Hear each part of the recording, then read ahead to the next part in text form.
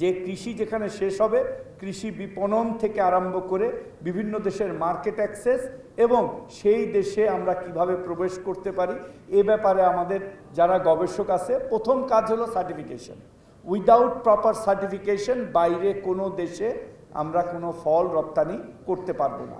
আর আপনারা জানেন যে এই কৃষির সার্টিফিকেশনের সাথে এর সাথে ইনসেক্ট, এর সাথে জাত, অনেক রকমের প্রতিবন্ধকতা কিন্তু আছে, আমার চেয়ে আপনারা ভালো জানেন। সো একটা হলো সার্টিফিকেশন, দ্বিতীয় হলো প্যাকেজিং।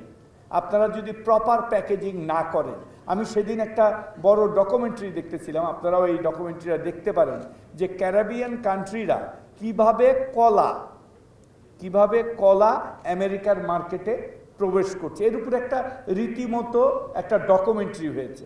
সো এই যে সাপ্লাই চেন, উৎপাদক থেকে সেটাকে সার্টিফিকেশন করা, প্যাকেজিং করা এবং ভোক্তার কাছে পৌঁছে দেওয়া, এটা যেমন বিদেশে যেমন জটিল কঠিন, আমাদের দেশেও কিন্তু অনেক বড় মার্কেট আছে। আমাদের কনজিউমারদের কিন্তু পারচেজিং পাওয়ার অনেক বেড়েছে, আমরা ইম্পোর্টেড ফল এনে খাই এবং আমাদের মধ্যে একটা কি বলবো যে উচ্চবিত্তের একটা আছে যে আমদানিকৃত ফল দিয়ে আপ্যায়ন করা। আমার মন্ত্রণালয়ে কিন্তু আমি ঘোষণা দিয়েছি যে কোনো রকম আমদানি করা কোনো ফল আমার ওইখানে আমার মন্ত্রণালয়ে আসবে না।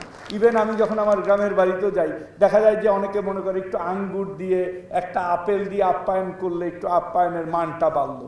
এই যে মানসিকতার জায়গাটা, এই জিনিসটাও কিন্তু আমাদের পরিবর্তনে নিয়ে আসতে হবে।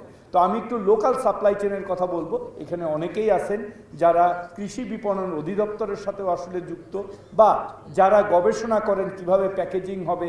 এই যে রাজশাহীর আমটা ঢাকায় আসা, বা এই যে দিনাজপুরের লিচুটা ঢাকায় আসা, বা বরিশালের পেয়ারাটা ঢাকায় আসা, বা আমার টাঙ্গাইলের মধুপুরের আনারসটা এখানে আনা, এবং আমাদের একটা বিশাল ভান্ডার আছে আমাদের এই পাহাড়ি এলাকা, বান্দরবন, রাঙামাটি, এখানে কিন্তু একটা বিশাল আমি বলবো ভান্ডার, যেখানে আমাদের কাজু বাদাম হচ্ছে, যেখানে আমাদের আনারস হয়, যেখানে বিভিন্ন ধরনের ফল, কফি হচ্ছে।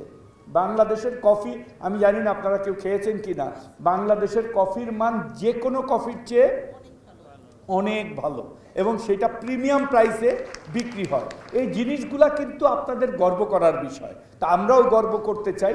কিন্তু আমাদের এই যে বাজার, কৃষি বিপণনের জায়গাটা, আপনারা যেভাবে গবেষণা করে কৃষির ভ্যারাইটি তৈরি করেছেন, যেভাবে গবেষণা করে কৃষির উৎপাদন মানে বৃদ্ধি হয়েছে, তা না হলে তো আর এই 17 কোটি মানুষের খাবার মানে সুবিধা হতো না।